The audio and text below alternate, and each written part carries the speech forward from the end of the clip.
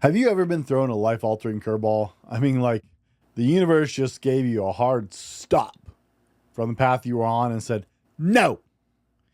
Maybe a life-altering injury, a death, loss of career, loss of relationship, or something else. It can be absolutely devastating. You feel completely lost and you aren't sure how to proceed forward. You lose a major part of who you are and how you see yourself all in the same moment. Well, today I'll share some insights with you on how to navigate this time and rebuild your identity as you move forward with this new turn in life. I have a lot of experience in this area, guys. I've had several life-altering injuries over the years, and honestly, while I was writing this show, life threw me another curveball that completely changed my reality. And today I'm going to share with you the framework I use to navigate those times and to move forward. It's worked for me. It can work for you. Let's get into it. Here's the million-dollar question. How do men like us reach our full potential, growing to the men we dream of becoming while taking care of our responsibilities, working, living, being good husbands, fathers, and still take care of ourselves? Well, that's the big question, and in this podcast, we'll help you with those answers and more. My name is Brent. Welcome to the Fallible Man Podcast. Now, gentlemen, there's a part of me that wishes I was sharing all this with you, all these insights from a purely academic place, because even when you rebuild, there will still be lingering, if I can say it right, residual impact from these kind of life-changing moments. Some of them can and may haunt you for the rest of your life, I'm being honest. When you have life-changing kind of events that we're talking about, no one gets out entirely unchanged. And because life is not short on irony, as I stated while I was writing this episode, I got hit with a pretty profound curveball that really just waylaid my business and my show on a massive level. And I'm just barely beginning to see the upcoming repercussions of that happen. So I wasn't short on material for this episode to begin with, but now I'm talking to me at the same time I'm talking to you. So it's a good thing that I've been through this framework before. By the way, my name's Brent, and welcome to the Fallible Man Podcast, your home for all things men's life. Today I'm going to share my 7-step framework. I'd hold up fingers for those of you on YouTube, but that might prove I can't count or something. My 7-step framework to help you process, recenter, and move forward in life's hardest resets. Be sure and like and subscribe to the show and let us keep bringing you more episodes like this by knowing that they came out because you subscribed. Wouldn't that be easier instead of having to just find it every time? Guys, without further ado, we'll just dive into it. So, how do you start over and rebuild and reframe yourself after a major change? That's the question at hand, because everybody's going to face this at least once. And my honest wish is you only ever incurred this kind of life-altering changes once in your life at worst. I hope that for you, but I don't believe that's a strong likelihood just based on my life experience. Now, I told you I've had some life-altering experiences, several in fact. I had my career waylaid when I was 20 by an injury. I've had 3 life-altering injuries since then that have literally changed the trajectory of who I am, my life, the way I lived every day. I've dealt with deaths in the family. I've dealt with sudden career changes that just stopped me in my tracks. And some people will say that a sudden career change isn't a life-altering. Guys, when everything you've ever built is on the line, when your income is gone, and as many people unfortunately found out during 2020, when all that goes away and you have to start from scratch, it's a gut punch. You really don't know how much you are invested into something sometimes until it's gone. And as men, we especially identify with our professions. And so if you've been either in a profession for a long time or had your own business or just been with the same company for years and years and years, The loss of a job can be a major life change, especially if that loss of a job came with another hitch, like an injury that took you out of it or something like that. But we're all going to experience some kind of change. It might be the loss of a relationship, the loss of a job, whatever yours is. This 7-step framework will absolutely help you. So number 1, take time to mourn. Now, this seems silly to some people who are listening to this. Mourning is not just something that happens after the death of a loved one. In fact, mourning needs to happen after the death of a career sometimes, after the death of a business, a major undertaking that ended badly, the end of a long friendship, a major betrayal, and probably several other places. Anywhere with a deep emotional connection will require a period of mourning. Now, that period of mourning may not be the same for each one of those, but it exists and you need to process it. When I was 20 years old, I watched one of the institutions I believed in with all of my heart and soul punish me unjustly for doing the right thing, which I can say I was later vindicated for. Then I watched the entire plan for my career and my future go down the drain, literally in flames and burned to ashes. That's a whole nother story, but like I said, there were actually flames and ashes involved in that. And it was the end of my plan for life. And I was lost. I can wax poetic on it. I was adrift, devastated, demoralized, disillusioned. You know what? Actually, I was all of those things probably. It took me a lot of years to realize like that waylaid my life for years because I hadn't figured out this framework yet. And I didn't know that I needed to mourn that passing. The process was so brutal, gentlemen. I actually attempted suicide at one point, twice during this process. It devastated my life. As Plea just said, there's no worse death than the end of hope.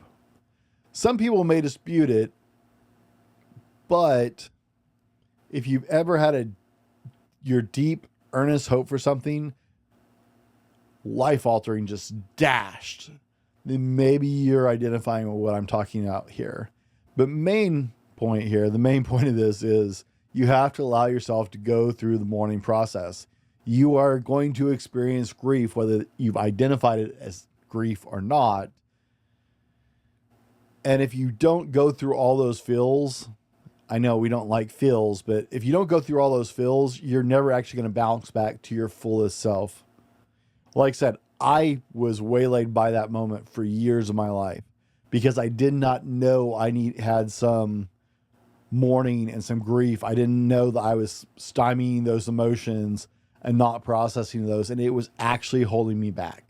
So the quickest route through it is just to go through it. It will be way worse if you try and go around it or avoid it or skip it entirely, and it can set you back for years. So that's step number 1 is you're going to deal with grief. It might be little, depending on what the life-altering thing was, or maybe massive, but you have to experience it and let yourself process it if you're going to move forward. A large retail store just canceled a huge order, leaving us with a ton of extra My Pillows. But you know what? That's their loss. I'm going to make it your gain. For the first time ever, you get standard classic My Pillows for wholesale prices, only $14.88. I can't believe I'm even saying that. Only $14.88. But it gets even better. For a limited time, I'm going to offer my entire classic collection at wholesale prices. Upgrade to a queen size My Pillow for just $18.88. King size only $1 more. Get my body pillows for $29.88 and multi-use My Pillows for only $9.88. So go to mypillow.com or call the number on the screen. Use your promo code to take advantage of wholesale pricing for the first time ever on TV, including my standard size My Pillow, only $14.88. They've never been offered this low before. We have limited quantities at this price, so limit's going to be 10, and once they're gone, they're gone. Number 2 is assess the situation and collect data. Now, if you've listened to the show before, you know I'm huge into collect data, assess. There's a great deal of data to collect and assess in any kind of major loss, then this is vital for the process. Data about the situation, data about your life, data about your choices, data about who you are and what you believe about yourself, data about your role in the situation. Did it happen to you or because of you, or were you involved with it? Data about outside influences and impacts, data about your emotional state, honest evaluation. Data mine the ever-loving crap out of the situation. This shouldn't sound new if you've been on the show before, but I am a staunch advocate for just data mining the crap out of everything. The more information you have about your situation, the more equipped you are to move forward and to actually not fall into those same problems, right? You only lose if you don't learn something out of it. Every event in life has lessons to teach you. The monster life-altering events that we're talking about in this episode will teach you more than years and years of work and study will. It may seem heartless, but you would be a fool to not garner every piece of information that you can from this situation. Now, here's a caveat. Don't get stuck in this step. It's easy to become too critical of yourself and get lost in the details and dwell. Data mine it. Emotionlessly data mine it. Don't let your emotions get involved. Data mine the crap out of it like a computer. Don't feel about it. Identify information. Number 3, after you finish those 2 steps, or while you're still in the mourning process, likely, you're going to be able to start data mining. Once you've data mined, the next step I want you to do for number 3 is to do something that reaffirms yourself. Now, there's a lot of options here, but you need a quick win that reaffirms yourself to yourself. Did you follow that? It reaffirms yourself to you. Go do something challenging outside of your comfort zone. Do a Tough Mudder or a Spartan. You know, we support both those events here on this channel. We're good friends with Common Man OCR, and we actually have been doing those kind of things for years. Hit a new PR in the gym. Strap on a ruck and challenge yourself to knock out 25 ruck miles in 3 days or something. Get out of your head and do something to remind yourself that you can. That is the emphasis on something physical. Men particularly, and I recommend this for women too, but men particularly are revitalized by physical challenges. It taps into our primal drive and it helps us to move forward in a positive way, to reestablish a physical connection. It gives you a moment to get out of your head. It actually gives you a lot of moments to process and data mine. But there's something magical about a physical reaffirmation of your own capability. And you don't have to go like hike the, Pacific Crest Rim Trail. Don't do that. Okay. But do something physical, challenge yourself and prove to yourself you can.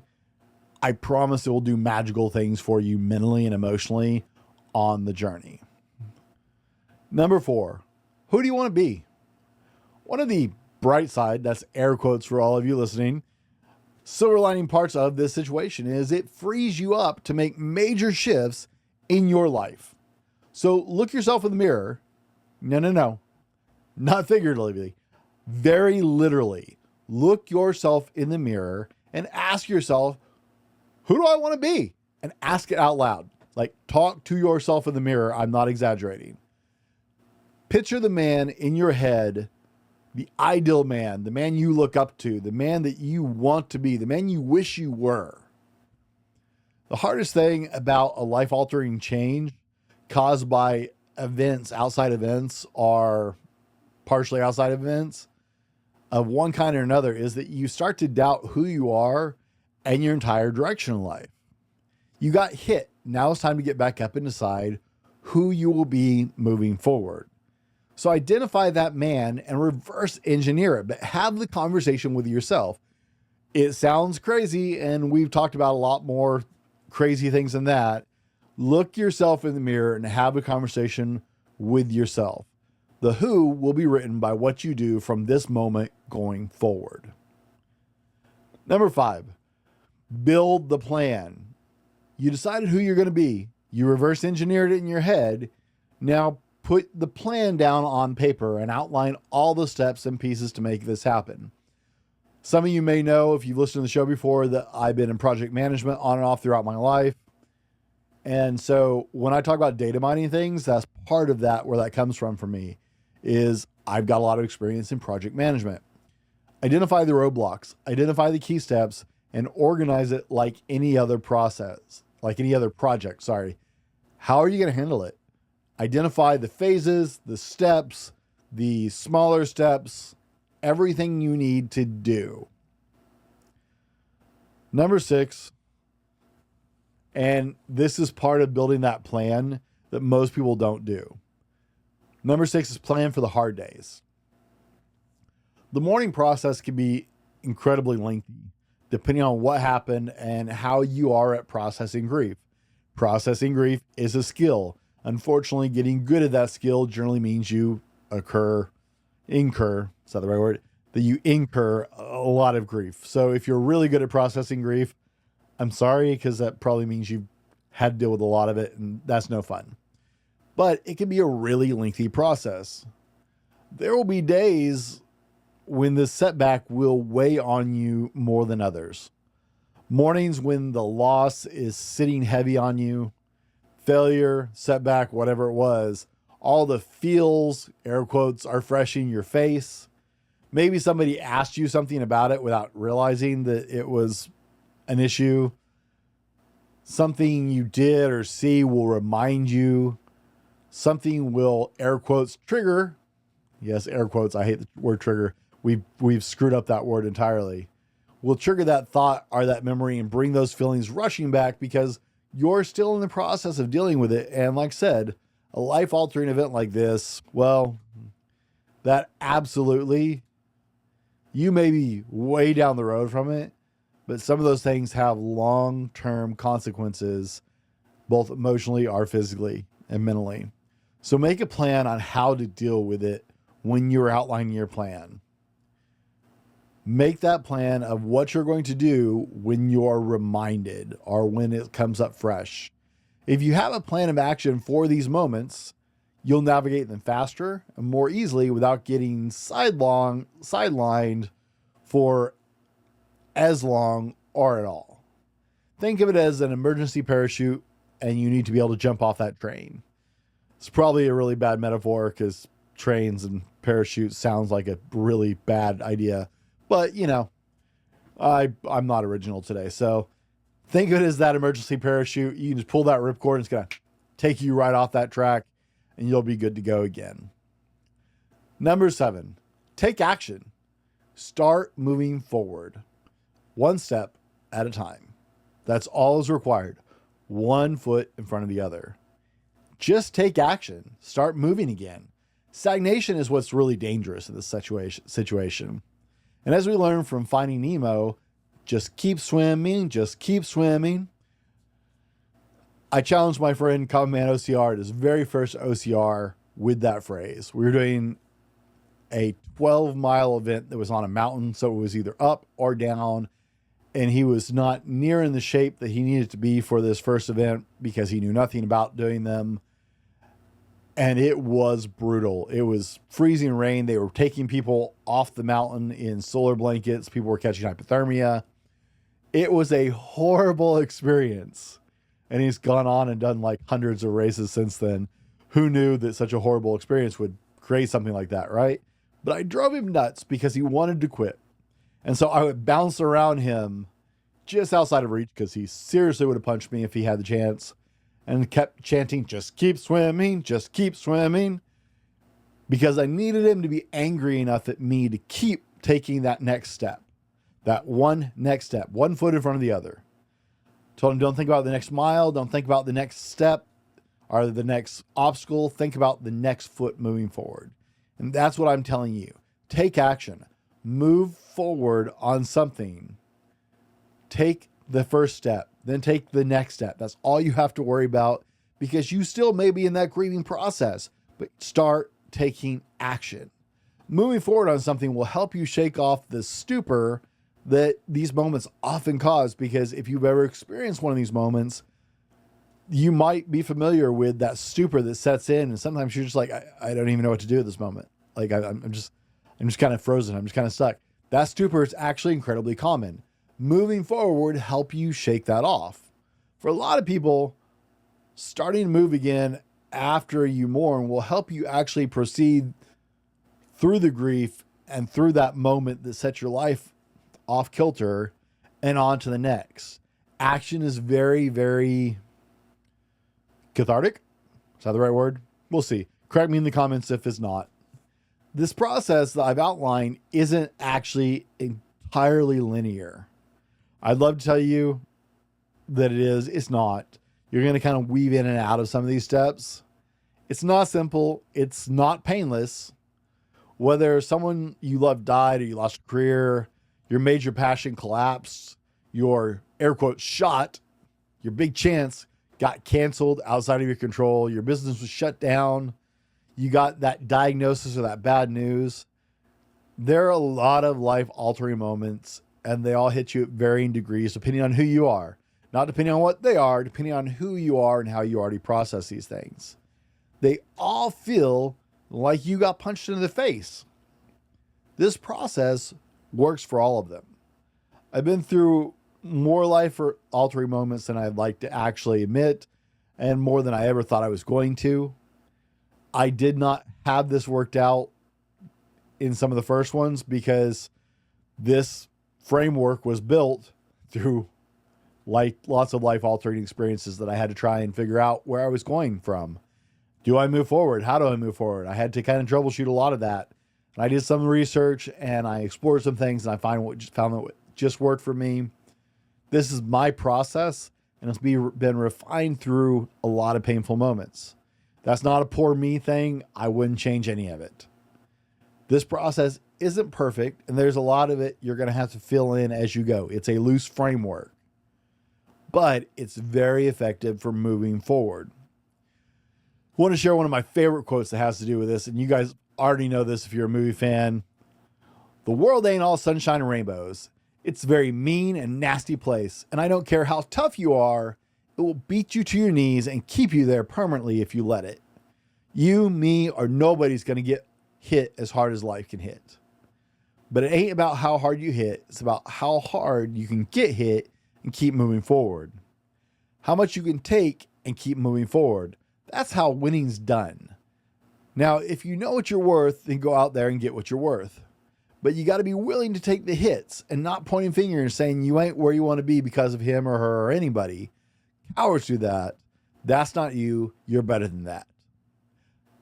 That's a quote from Rocky Balboa. If you aren't familiar with it, and guys, honestly, I don't know if Sly pinned that whole thing himself or if he had help or if he had any idea how powerful that truly was. But it is one of the most powerful movie quotes, I think, in history, and it applies to these moments in life. The curveballs will come. You can't stop. Well, let me phrase that. You can stop. You can go backward, but that's not the way you probably want to live your life if you're here. You can move forward. What you do will help define who you are. Rocky was right. Life is harsh. It's amazing, but it's harsh. If or how you redefine yourself post life-altering event, that's up to you, but it's what will define you going forward. It's how you respond to it. If you want to move forward, which is probably why you're here, this framework, I promise, helps. It has been battle tested, guys. I experienced a life-altering event while writing this because life has a great sense of humor. And so I'm actually in this path right now myself, using this exact framework. This is how I will navigate this moment in my life because I've used it before and I know it works, and I promise it will work for you. Guys, as we land the plane, for exclusive content, be sure and subscribe to our bi-weekly newsletter. There's a link down in the show notes, and share this episode with somebody who needs it. There's a lot of pain right now in our world, so just keep swimming, take one step at a time, and be better tomorrow because of what you do today. We'll see you on the next one. This has been the Fallible Man Podcast. your home for everything man, husband, and father. Be sure to subscribe so you don't miss a show. Head over to www.thefallibleman.com for more content and get your own Fallible Man gear.